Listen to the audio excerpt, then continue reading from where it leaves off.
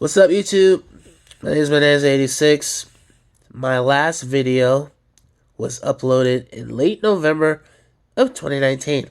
So it's been almost 6 months. I'm sorry for the lack of updates. I will say this. The last computer that I used had a program on there called Windows Movie Maker. And that is how I was making my videos and uploading them to YouTube. The new computer that I use now does not have that program. In fact, it was discontinued with Windows 7. And then another unfortunate thing is that I was informed that Windows 7 would stop updating its ramifications for the computer that I was using as of January of 2020. So that would pretty much make my computer obsolete. And since I had had it for almost 9 years, I needed a new computer, which I did get. I've been using it ever since December of 2019. It's functions quite well.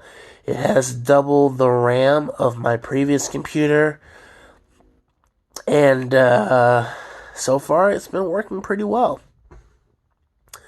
Now, that aside, I wanted to talk about something that I haven't really been seeing on YouTube lately. And that is Dylann Roof. I read an article back in late April of 2020, in which Dylann Roof is trying to appeal his conviction of murder back in 2015 when he went to a historically black church and killed several people. I really wish I was joking. He is trying to appeal that verdict, and he's also saying that he is not being treated well in prison. And I can honestly say I feel no sympathy whatsoever for Mr. Roof. Now, for those of you who don't know who Dylann Roof is, he is a white supremacist. He entered a black church in South Carolina back in 2015. He killed people. He actually left one person alive because he said he wanted them to live to tell the story. He was later apprehended in another state. He was interrogated, and he basically admitted to doing what he did. He said that he did what he did to incite a race war. He was tried, found guilty, and sentenced to death. Many of the family members of the victims that he killed actually forgave this man. And did you know what his response was? You want to know?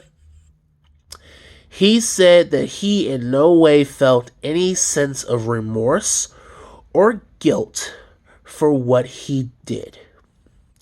Also, he refused to have any of his family being testifying on the stand. He said he didn't want them to testify on his behalf. He was pretty much representing himself. He did not want to have I guess in hindsight, he believed that he was sound of mind to, take the stand or whatever, competent. That aside, despite the fact that he has been convicted, he's being sentenced to death, he is still trying to appeal that verdict, and I find it very, very humorous because you pretty much admitted to the crime. This is not just murder, for the sake of murder. You had planned this out, and you specifically targeted people of color because you take issue with them.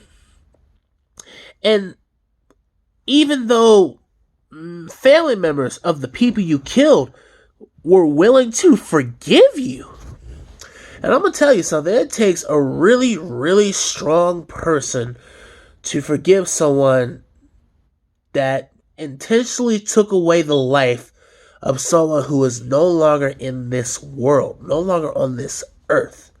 Okay? It takes a really big person to do that. And I don't sympathize with you because you deserve where you are right now. Plain and simple. I don't think even the cruelest person would sympathize with you. Or even the people that, these white supremacists would even associate with you on what you did. At all. So, Mr. Roof, I'm going to speak on behalf of everyone who hates your guts. You can kiss our asses. Please ride away. Please don't. I hope all of your appeals get denied.